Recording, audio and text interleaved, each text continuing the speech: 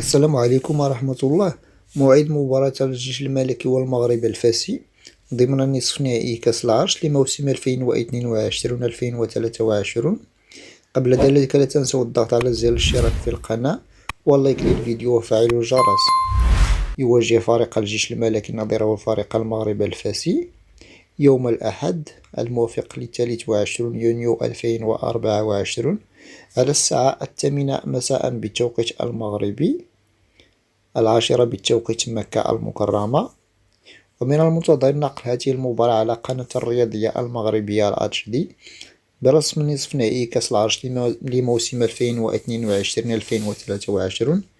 تجرى هذه المباراة على أرضية ملعب أدرار الدولي في مدينة أكادير.